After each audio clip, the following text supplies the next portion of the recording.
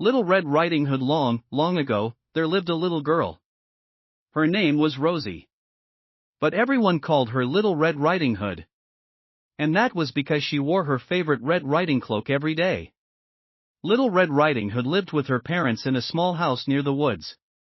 At the other end of the woods lived Little Red Riding Hood's grandmother. She lived alone in a small cottage. One morning, Little Red Riding Hood decided she wanted to visit her grandmother. So, she asked her mother for permission. "Mother, may I go to meet Grandma? She hasn't been well. I want to cheer her up." "Yes, you may, Little Riding Hood. I'll give you some goodies for Grandma, too. But you must be careful on the way.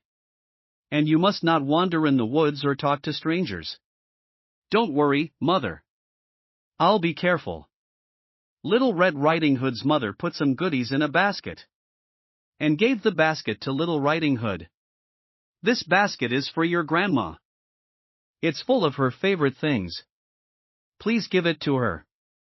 And remember what I said. You must be careful on the way.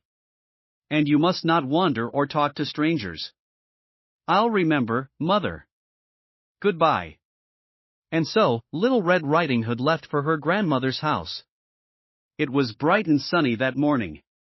And Little Red Riding Hood was enjoying walking through the woods.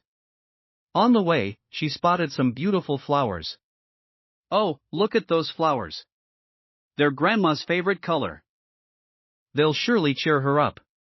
I should pick some for her." So, Little Riding Hood wandered into the woods to pick flowers. While Little Red Riding Hood was picking the flowers, a wolf came by. He stopped when he saw Little Red Riding Hood. As he watched her, a wicked thought crossed his mind. "That little girl looks delicious. She will be mine."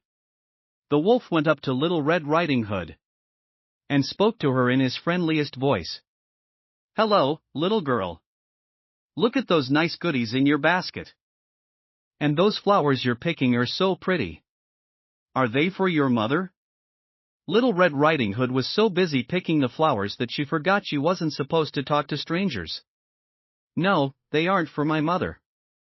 They're for my grandmother. I'm going to visit her." "Oh, your grandmother. Does she live nearby?" "Yes. She lives in a cottage on the other side of the woods." With a dark look in his eye, the wolf said goodbye to Little Red Riding Hood and hurried out of the woods. "Goodbye." The wolf ran straight to Little Red Riding Hood's grandmother's house. He knocked on the door. When Little Red Riding Hood's grandmother answered the door, the wolf rushed into the house. He tied Little Red Riding Hood's grandmother up and locked her in the cupboard. After a while, Little Red Riding Hood reached her grandmother's house. She found the door open and went in. "Grandma, are you home?"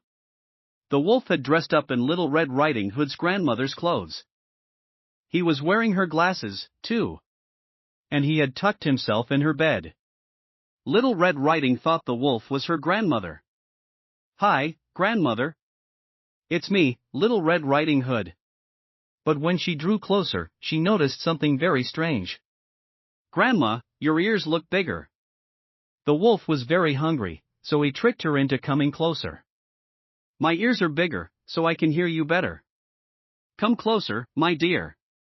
Little Red Riding Hood then noticed that her grandmother's eyes looked bigger, too. "Why do your eyes look so big?" "So I can see you better. Come closer, my dear." Little Red Riding Hood then saw that her grandmother's teeth looked bigger, too. "Grandmother, why do your teeth look so much bigger?" "My teeth are bigger, so I can eat you up." The wolf jumped up and snapped his sharp teeth at Little Red Riding Hood. But she was a smart little girl. The wolf was very hungry, so he tricked her into coming closer. "Ah! Help!" She screamed for help. "Help! Help!" A woodcutter who was chopping wood nearby heard Little Red Riding Hood. The woodcutter rushed into the house and taught the wolf a lesson. "Take this, you bad wolf." "Ow! Ow! Ow! Ow!" The woodcutter and Little Red Riding Hood then rescued Little Red Riding Hood's grandmother from the cupboard. "Little Red Riding Hood, you're safe. Thank goodness. Little Red Riding Hood felt glad that the woodcutter had saved her that day. But she had learned her lesson. From then on, when she went out on her own, she always listened to her mother. And never ever wandered off or talked to strangers again.